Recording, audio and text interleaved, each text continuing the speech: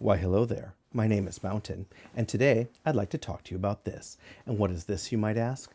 Well, this, my friends, is the Evergoods Civic Book Bag 22-liter, or CBB22 for short. Evergoods, of course, is the Montana-based manufacturer of pretty much some of the very best, in my opinion, bags and small EDC pouches in the carry game these days, and I have reviewed quite a few of their bags on this channel in the past. Now, as for this bag, as the name Civic Book Bag suggests, this is Evergoods' modern take on the classic book bag style bag of yesteryear. Initially, it was first released as a special edition, limited edition collaboration with the carry enthusiast website Carriology in a version nicknamed the Griffen, which I have here in a second, in this kind of heritage style, and then recently released as part of their mainline offering, which I have here today in Nylon. Today, I'll be mainly talking about this mainline version, but I will touch on the Griffen edition as well. Now, the Civic Book Bag 22's main claim to fame includes that it is a nostalgic throwback to the simple kind of like Jansport-esque backpacks or school book bags that used to be popular in the US and other parts of the world in the latter third of the 20th century. But it's been rendered in kind of modern materials, execution, and augmented with small modern organizational touches. And I'll talk about those in a little bit. Apart from its nostalgia factor, it's also a solid exemplar of a small, very lightweight, I think it's under 1 kilogram, straightforward and simply styled bag executed with fairly high levels of refinement. It's simple to use due to its straightforward kind of construction. There's just this main compartment, there's just the main compartment, this kind of front dump compartment, and then a little tiny yoke pocket at the top here. So you basically choose one or two places to dump everything, but it still features enough small organization to be useful. You can see a little peek inside of here, and compatible with modern carry expectations. In this respect, it reminds me a lot of the Evergoods Panel Loader 20, or Classic 20, which is a bag that I said something similar about during my review. Unfortunately, that Panel Loader Classic 20 is going to be discontinued very soon. Now, that said, there's always room for improvement in every bag, in my opinion. Firstly, the vaunted Evergoods Yoke Quick Access Pocket here, which I think is present in almost all of their bags, is unfortunately much shrunken down and consequently less useful than in virtually any other Evergoods bag. Similarly, the design of the bag means that it ends up with this kind of prominent duckbill kind of, droopy, frumpy thing going on in the front here. When not fully loaded up. And that's an unfortunate aesthetic blemish that we first saw in the original Civic Half Zip 22 version 1 back in the day. Thirdly, the laptop carry is relegated to a simple and not particularly large stretch sleeve in the main compartment with no padding or even false bottom, though the bottom of the bag itself is lightly padded, which makes it quite inconvenient or outright impossible to carry larger laptops, or for users with multiple devices, that's just a laptop and tablets, a little bit inconvenient here. And finally, as an intentional result of the decision to make a smaller and simpler bag, this bag has some definite limits on what it can physically carry, which may make it a tough bag to work with for those of you with larger EDC loadouts. More on this in the 4, not 4 section later. At the time of this recording, this bag is available in 4 different variants. This one is the most commonly available version, the standard black 850D ballistic nylon 6 variant, and it retails for $179 on the Evergoods website, www.evergoods.us, or whatever, if your country has a local version of that. There's also a limited edition collaboration series, as I mentioned, with the popular carry website Carriology, nicknamed the Griffen. Now this one comes in a P400 Wax C4X, which is kind of like a wax-coated fabric, and was made in 3 different colorways. Brown, which this one is, a kind of camel version, and blood orange. These are no longer available at retail prices in most places, so for the most part, if you want one of these more classical heritage style variants, it's going to be off to the secondary markets for you. Now, I've been using these packs for months. The Griffen maybe, came out last year. I've been using it since then, with the nylon variant was being released earlier this year at this point. And for me, I think I have pretty good experience with both of these bags. I definitely prefer this one. I'll talk about that in a minute. But both of these bags were purchased with my own money, and all the opinions I'm expressing in this video are my own.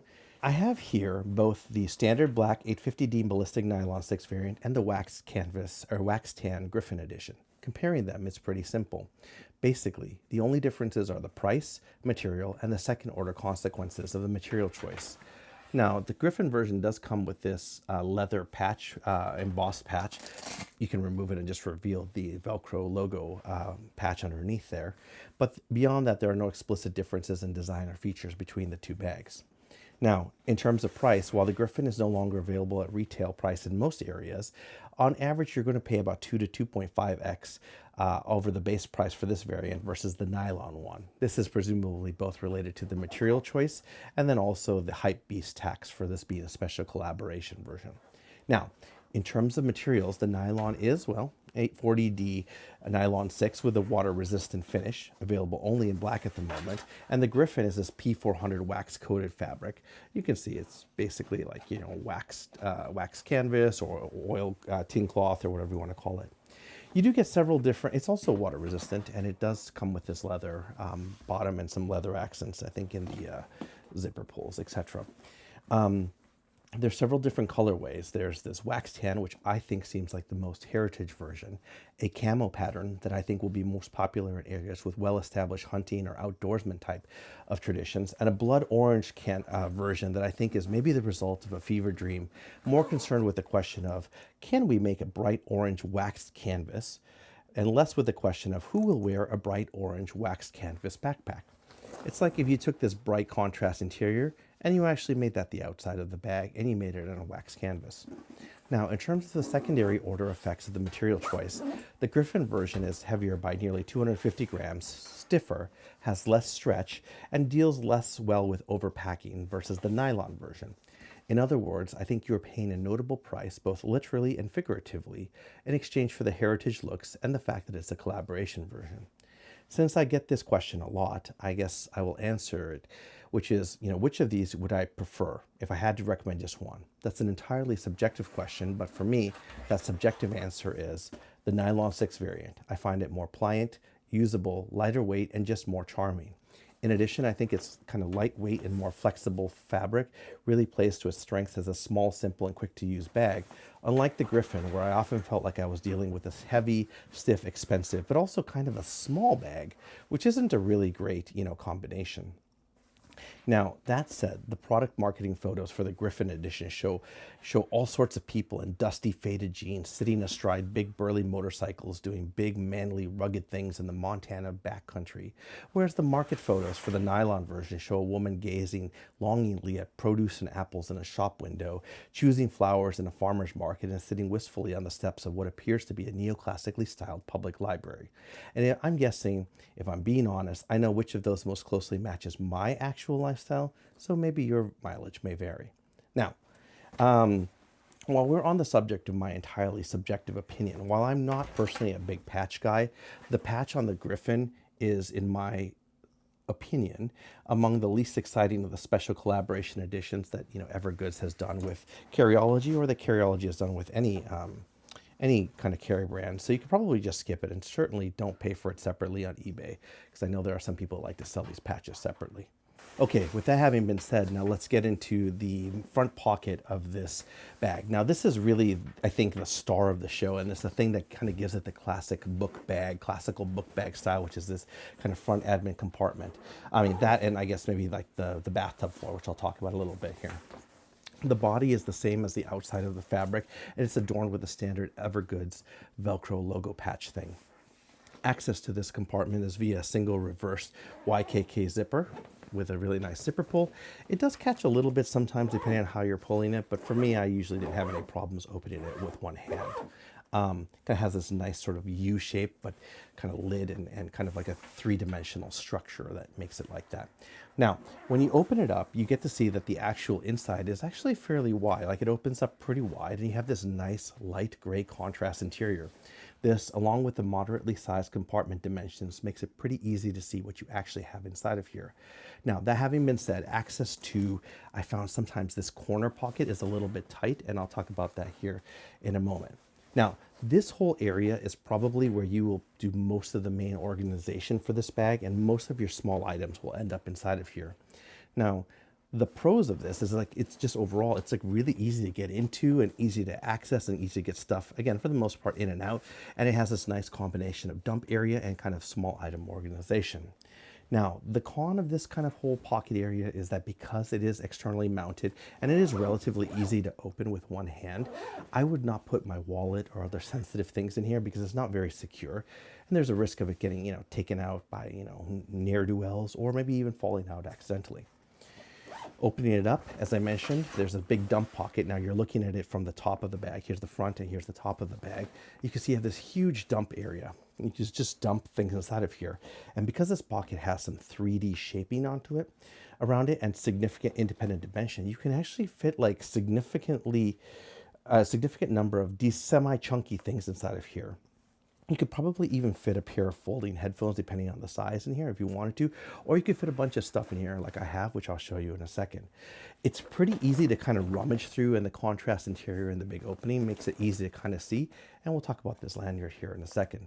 And things that you have in here don't tend to spill out even when you've got it kind of, slung over your shoulder, because it has that kind of nice kind of like bucket type shape in here.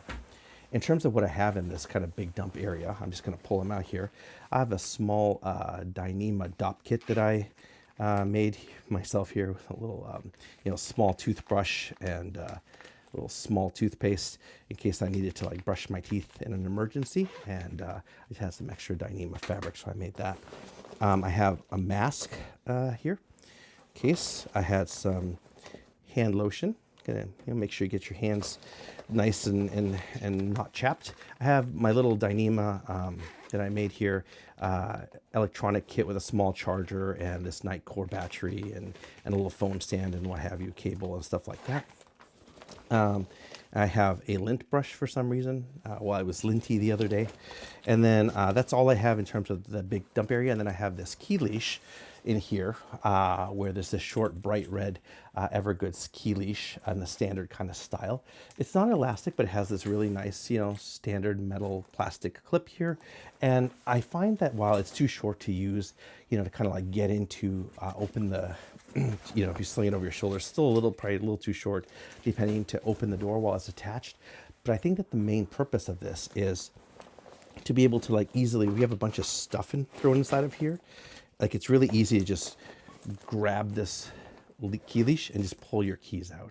So it's to kind of give you that quick access, even if you have a bunch of stuff kind of inside of there. And I mentioned like I have all these things that I just showed you inside of there, but that's by no means the only thing that you can fit in here. There's still plenty of space to show you. Like there's still plenty of space to stuff more things in there if you needed to. Now, beyond the big dump area you also have these small pockets in the inside of the bag. And I'm going to try and show them to you here. Now, these are non-elasticated, and there's 3 of them. Starting from this side, you have like a bigger flat pocket. And inside of here, I have my work phone. It's an iPhone 15 non-pro, and just the field notes or a Bellroy notes. And it's kind of good for things of that size. You could, you could fit a passport. I would not put your passport on here because, as I said, this is sort of externally facing. But I think it works really well for like a phone and a field note, something like that. I have been doing some illustrating and sketching. So on this pocket here, I've got, a couple of different pens and Copic markers, and then like a tactile turn pen. And then there's this other one here in the very corner. Right here, there's another kind of narrower pocket.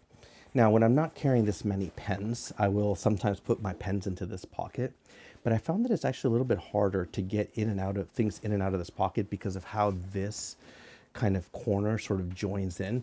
Like, especially if you have something like a knife or like a flashlight, it tends to get caught up. It's just a little bit finicky.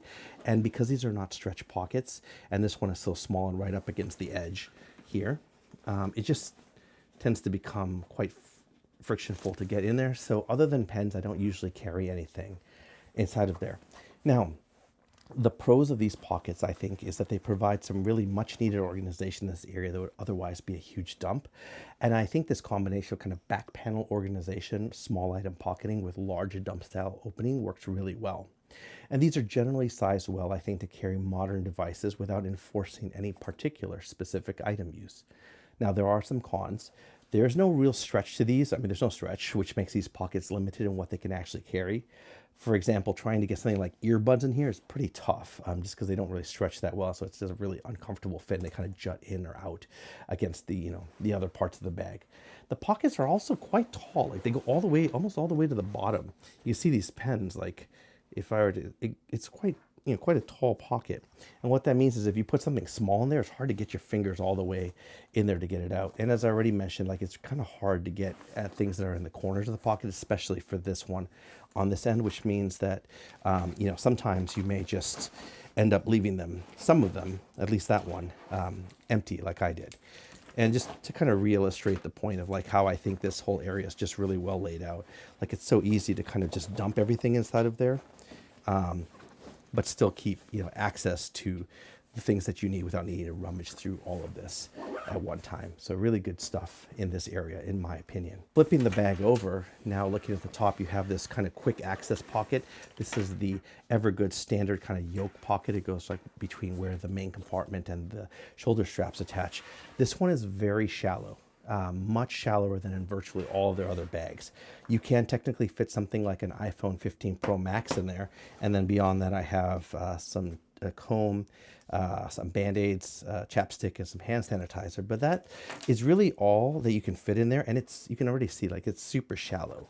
And the iPhone 15 Pro Max really barely, you can see it's really jutting up against kind of the edge of that. And it's not a very like great fit. Like it's quite tight. I wish this part were a little bit deeper, like on the CPL 24 or basically any of their other bags. That said, I'm very glad that they do have this yoke pocket. It's more secure. So for example, this is where I would put my main phone, or, if you don't want to put your keys in here for some reason, you can put it in here even though there is no keychain. And I wouldn't put a wallet, but I think it's good for things that you want quick access to and still want to be a little bit more secure. I imagine that the reason that they didn't make it much deeper than it is because you can see it really intrudes into the main compartment. And you can see if it's any deeper, it's going to start interfering with what kind of size laptop you can get inside of here. So next, let's talk about the main compartment. So this is a panel loading style bag, 2 robust number 10 zippers with those high quality Evergoods nylon zipper pulls. And the good part about this is it just opens up nice and wide like this. Just good visibility when viewing from the top, if you only do it partially like this, or when you want to kind of fillet it open, not fillet it open, but open it all the way here. And when it's standing up and you open it, you get this nice little cavity at the bottom. I don't know if it's going to be a little bit hard to see. Oh, there we go. Let me move some of the stuff I have in here. You can see we have kind of a nice little cavity. There's this bathtub floor at the bottom. And so you forms this nice little lip at the bottom and a cavity here caused by the bathtub floor, which has a little bit of padding all around it. It gives a little bit of shape. I like that. It makes it convenient to tuck things into there. You can see like I can drop this book or it's a notebook, excuse me, and some chargers and then maybe, a mouse or something like that. And it kind of just sits in that little, cavity there. It has a decent, robust zippers that don't get stuck or jammed, though they do have some friction because it's such a floppy panel and because of some of the issues I'll talk around weight. You do sometimes need 2 hands to kind of like, get it through some of the snags, but generally robust and fairly smooth to operate zippers that don't get stuck or jammed. It has this decent top-down peekability, as I mentioned, like you can just kind of crack the top a little bit and you can look inside, you can kind of see everything is there and fairly accessible. So I thought that's quite good, and that's kind of how I use the bag the most, kind of leaning up or trying to lean it up against next to me, kind of like looking in or just kind of setting it down and cracking it and kind of getting in and out of that. Now, there are some cons for this bag as an opening, excuse me. One of them is you get this weird, you can see it's happening right here. There's a weird divot or squishing at the bottom of how the bathtub floor interacts with the weight of the front book bag style admin pocket. You can see here it goes like that. That's not good. It's due to the weight of the stuff in the panel and just kind of the way that this padding collapses under it. If the bag is fully loaded up or if you filled it up with like soft puffy things or airbags or whatever, it's not going to do that. But in almost all real world scenarios, you're going to get this kind of frumpy looking squished beak thing going on at the bottom. Due to the weight of the stuff in the panels, as I mentioned too, you generally need 2 hands to open up the bag if you get past a certain point, because you'll get kind of like this hinge thing going. It'll catch like this, and then you really need 2 hands to kind of lift this weight because there's weight in this pocket, so you can clear that there. And finally, sort of inherent to the panel style loading. And while it looks great when it's kind of loaded like this, when you compare it to like a clamshell, which would fillet completely open, you obviously, it's not as nice of a kind of like a fillet full open when it's laying all the way down. Since we have the bag open here, let's talk about the front inside panel. Normally you're going to see, this is the inside front panel, this is the top of the bag. Normally you would see 2 pockets in this area, but this one only has the top one, no pocket down here. And I think you see that a lot in panel style loading bags as opposed to like clamshell loaders, which tend to have 2.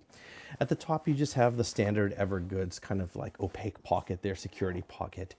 And this is one of the most important areas, in my opinion, where they modernize the traditional book bag form factor. Traditional book bags don't have this kind of pocket inside of here. It dramatically improves the usability of the bag in modern EDC use. Without this pocket, I don't think there would be enough organization in this bag overall, even with what they have going on in this front area, to make it, usable as a modern EDC bag. The pocket is nice and deep. It has a little bit of independent dimension due to the patterning. You can see we kind of have these kind of curves that give us some dimension on the front, and then you have a little bit of gusseting at the bottom. So lots of good independent dimension. And I think they knew that this pocket would be used a lot, so they did it right.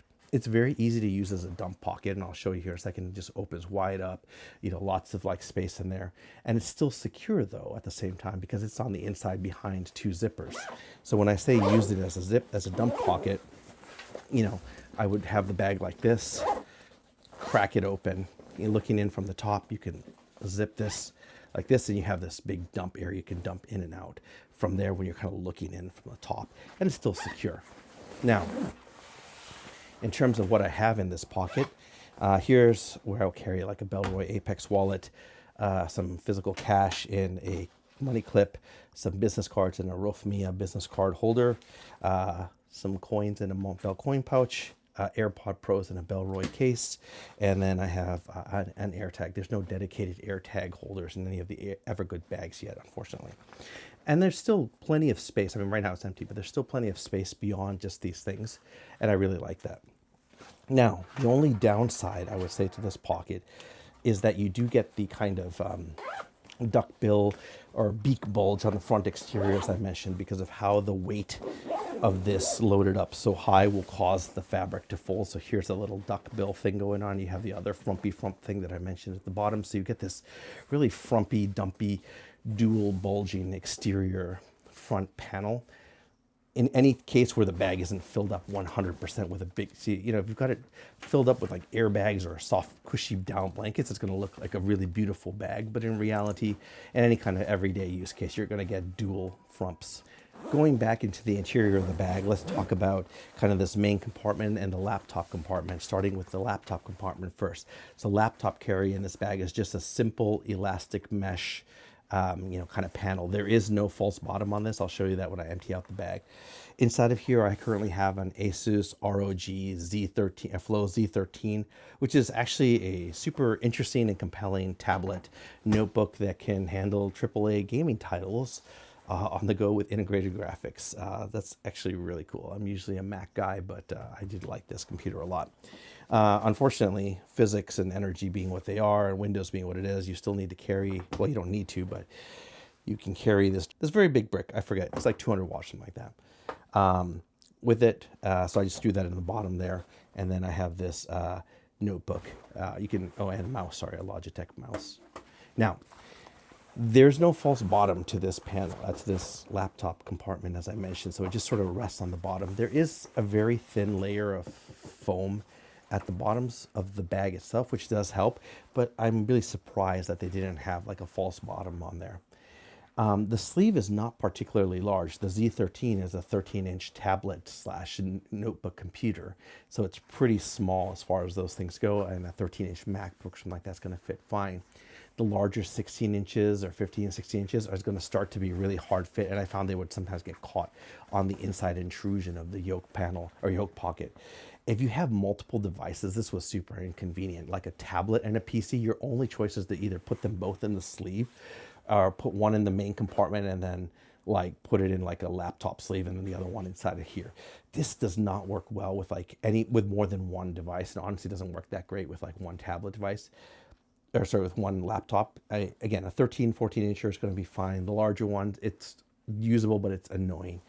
And I think that was sort of like a miss. Like they were modernizing so many other things about this form factor that even while they were still keeping with a simple and light and kind of semi-minimalist ethos, I think they could have done more on here just to kind of accommodate the reality of modern life. A lot of people with two devices out there. Anyway, now, the main compartment itself is great, I think. It's simple, it's wide open. I already mentioned it has this nice bathroom floor with the padding structure that's kind of like, there's this nice foam thing all around the bottom that gives it that kind of container. And for me, also part of that, classic, book bag styling. And it's easy to just dump the stuff in there. And it is only a 22-liter bag, so and some of that is consumed by this front pocket here, so there is a limit to what you can get in there. But as I showed you, for something that's moderately chunky, or whatever, that'll still fit nicely inside of there, and at least for one device like the 13-inch device or whatever, you can easily fit that in there and still kind of have this going on. And obviously the contrast gray, I think, makes things easier to see. Turning our attention now to the load carriage system on the bag, it consists of a carry handle and then the kind of shoulder straps here. Now, load carriage overall in this bag is fine and competent for a bag of this kind of 22-liter size. I think that you get a little bit less of the traditional high and tight carry style that Evergoods is known for. I found this bag a little bit more slouchy, a little bit more casual carry like you would expect with a traditional book bag. I think back in the day when I was kind of Googling photos of references of, old book bags, I saw kids like with their, book bags just slung way down by their hips or their butt. So I thought maybe it doesn't quite do it quite like that, but it does seem like it is a little bit of a slouchier carry. Maybe that was intentional.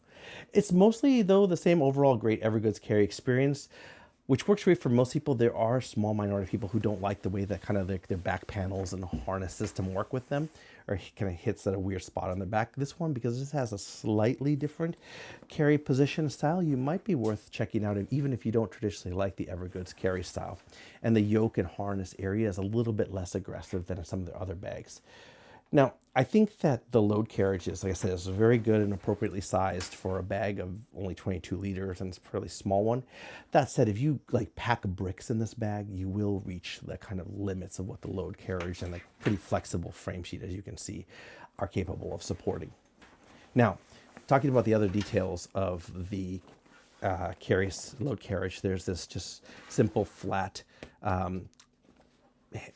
handle at the top with a plastic core, and then kind of a little bit of nylon wrapped around it, a little bit of soft padding to kind of, very little, to help. And then kind of now, pretty trademark, classic Evergoods sells these two loops so you could put a carabiner or a hero clip or something like that inside of it.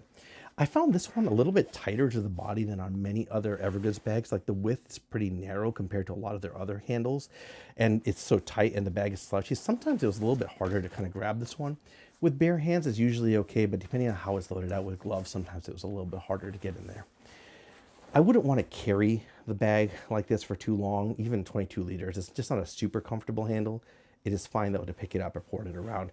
And I like that you don't really get any cant because it's kind of made in line with the center of gravity on the bag here.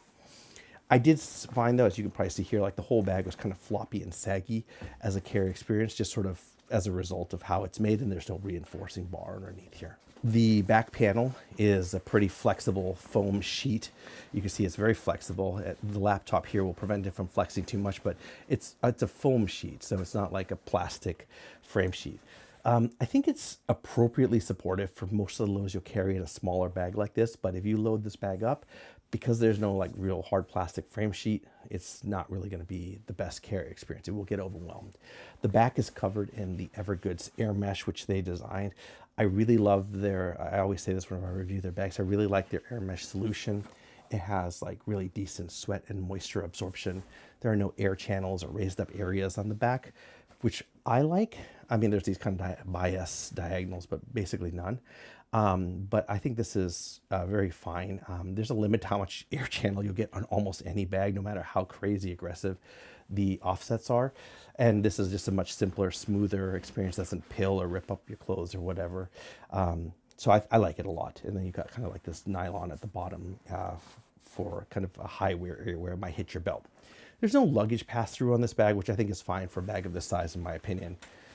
Now, the last thing to talk about with Load Carriage is the shoulder straps. By now, you know what to expect with Evergoods shoulder straps.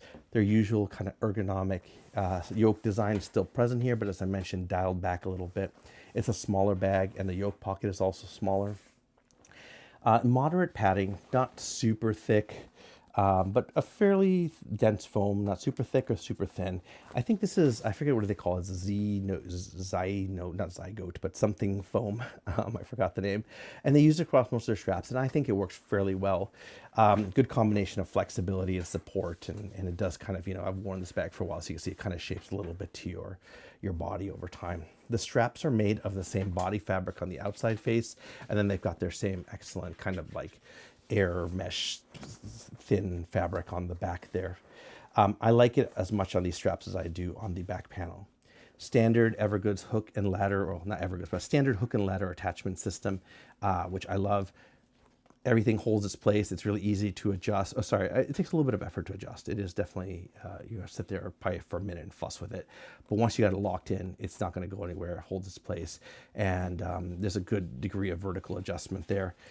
Sternum strap is a nice, normal, human, well-designed sternum strap. The only thing it's missing, I think, is maybe like that kind of elastic for like kind of comfort stretch underwear, and then maybe a little bit of a webbing retainer. But for a bag of this size, it's completely fine because you're not really going to be carrying that heavy of loads there.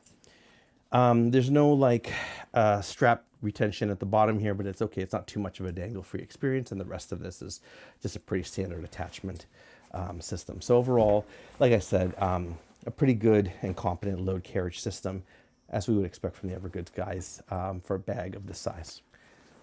Talking about the materials and design of this bag, all the standard high quality Evergoods materials you've come to love on the standard edition, with a little bit more heritage stuff going on in the Griffen. I've said this a couple times, 840D ballistic nylon 6, balance weave, water repellent, solution dyed black. The inside is a kind of 420D nylon 6.6 with a PU coating, contrast gray here. The shoulder and pad and the bottom foam is a Zote EV50. I don't know if that means anything to you. The frame sheet is foam, as I mentioned, no plastic, and then YKK zippers. When we get to the Griffen, as I mentioned, you've got this P400 heavy-duty fabric with a C4 wax coating, and then you get this bright orange, Carriology contrast, blaze of color on the inside here. And nice little bits of leather on the bottom. If you are into leather, I think that this is a really nice heritage-y touch. If you're not into leather, then, you probably don't want to get this bag. In general, I consider Evergoods to have some really nice, solid materials. They have been branching out slightly into more interesting fabrics like X-Pack, EcoShell, and now these wax fabrics. But still, at the end of the day, I almost always prefer their nylon 6 as kind of like their main and my favorite material for them. They've done a lot to, I think, make this kind of material theirs in terms of the hand feel and the look and whatever. Maybe in the same way as like Air took like ballistic weave Cordura nylon and waterproof zip and made it strongly associated with a brand, even though those are just generic components. Now, in terms of wear and water resistance, this has light water resistance and moderate amount of stain resistance. I've seen online some people don't like the way that Evergoods bags and materials wear over time, but for me, I have dozens of them. I haven't been dissatisfied with them in that aspect. I don't think they wear particularly badly or anything compared to other bags. Now, the design, I've already talked about it a bit, but it's sort of that classic book bag style. The main body is like a classic backpack, but then you get this nice big admin style area protruding in the front with a top zipper, as I mentioned, with kind of like, a lid. The other distinctive item is the bathtub floor, which I kind of mentioned, kind of gives you that structure, especially on the Griffen version. You can really, like, this really makes a quintessential, book bag.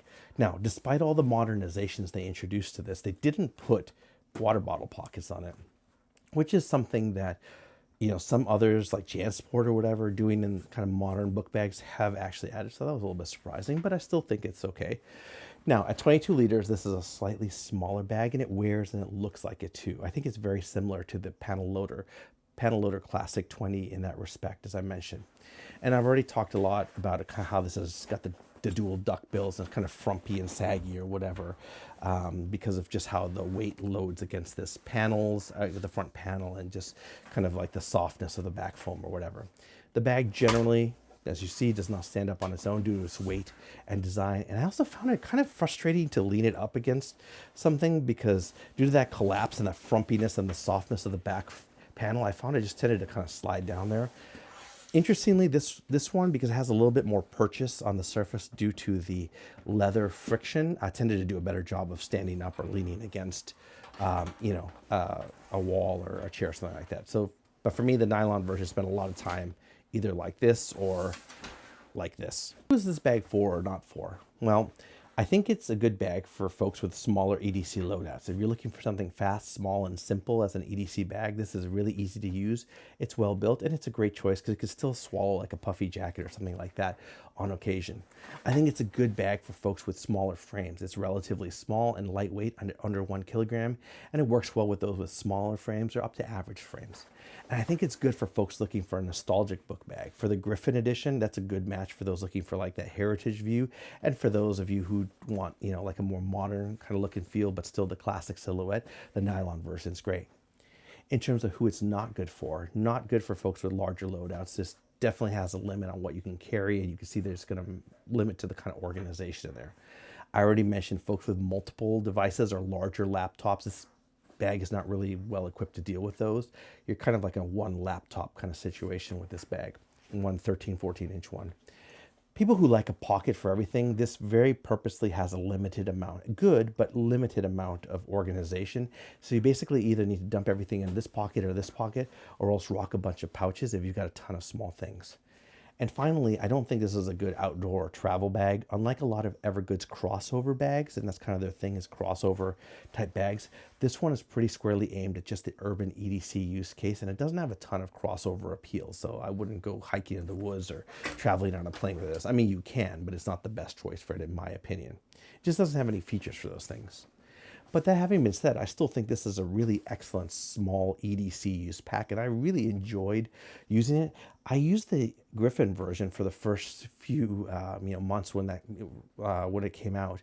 I didn't really vibe with it that much. I think the fabric and the stiffness and some of those things just didn't really work for me. So I kind of put it away for a little bit. And then when this one released, I got them back out, and then I really fell in love with this bag. I think when it was released in this version, and as I said, it reminds me a lot of the PLC 20. Also by Evergoods, which is I really loved that bag, and I was surprised by how much I dug it, given its sort of limitations and small size. So, with that having been said, if you're in the market for a bag like this, what are some other bags that you might want to consider? Well, first and foremost, I think the Evergoods Civic Panel Loader 20, which I have right here, which I've been talking about, is another excellent take on the small, light, and simply styled EDC bag concept by Evergoods, executed with their usual high level of fit, finish, and materials. It's also cheaper than the Civic Book Bag 22, but you see a lot of similarities already here. A little bit more pocketing on this side, but obviously you don't have this big front admin area, but you do get this gigantic dump pocket in the front all the way down there, which I really liked. I've done a full review of this on my channel, so you might want to check that out. Now, that having been said, unfortunately, Evergoods just announced that they're going to be discontinuing this bag, so if you like it, I would suggest you run out and get one while supplies last. Really like this bag, and I think there's a lot of similarities between these two. And I will also give kudos to Evergoods for kind of deprecating something with intention, even though I do think this is an excellent bag. I forgot to bring this bag, but let's just pretend it's here. I'm going to put a picture of it right here. Maybe I'll put a picture right here. The Evergoods Civic Half Zip 22, it has also a similar, simple, small style. It has water bottle pockets, a better yoke pocket, but a lot less organization. You also get like this weird frumpy duckbill situation going on it. I've done a full review of that Evergoods Half Zip in the past, so I'll go ahead and link that in the description below. Two more bags that I don't have, but I'm going to suggest you might want to look at if you're interested in this. There's the Herschel Heritage Backpack 24 liter. I'll put a picture of it here. My kind of take on this, one of the reasons I don't have this, because I have checked it out on multiple occasions and just decided it wasn't for me. I think if you want an inferior version of a slightly updated take on the classic book bag styling for half the price of this. You can look at the Herschel Heritage backpack made by Herschel, which is a Canadian company that Google hilariously, but I think accurately describes as specializing in retro hipster backpacks and accessories. So, I think some of the icky parts for me were it kind of had like a worse laptop sleeve. It lacked the sternum strap, had inferior front dump pocket organization. On the plus side, it is cheaper. It has a lot more colors. It has dual water bottle pockets. So I think that it's worth checking out, depending on what it is that is kind of drawing you to the, classic book bag style approach. And there's a lot of people that happily rock Herschel bags. So just because it's not for me doesn't mean you might not want to check it out. And finally, another bag that I don't have with me. Sorry, I'm very unprepared for today's video. The Jansport Right Pack. So this is a brand that has a lot of nostalgia in the hearts of consumers who came of age during the late 20th century. And unlike Herschel, I think at least it can lay claim to a true heritage legacy, because it was established like in 1967 versus Herschel, which I think was like 2009 or 2010. Much of what I said about the Herschel kind of actually probably applies to the Jansport, if I recall correctly. It has a slightly inferior, worse, laptop sleeve, lacks a sternum strap, unlined interiors, inferior internal organization. However, similarly, it has a myriad of colors, dual water bottle pockets, is less than half the price of Evergoods. I don't think the Jansport, or for that matter the Herschel, is necessarily a bad bag for the money, especially if it's either you or you're buying it for someone who really doesn't care that much about bags and for whom the extra money for the Civic Book Bag 22 might be wasted. So I think that's just something to kind of keep in mind. Like, I'm reviewing this kind of from the perspective of a person who owns, probably thousands of bags and uses, tons of them and thinks about these things maybe in a different perspective than what a book bag is originally supposed to be, which is like a very simple and affordable bag that you use to go to school and bring your textbooks to and from and whatever. I don't know if kids these days are still using textbooks or if it's all on iPad or whatever. But kind of, if you think of it from that perspective, like the other two that I mentioned are really good choices.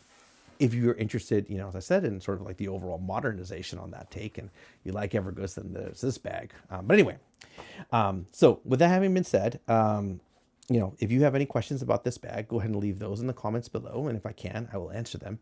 And if you have anything you would like me to review, go ahead and leave those in the comments below. And if I can, I will review them. Thank you very much.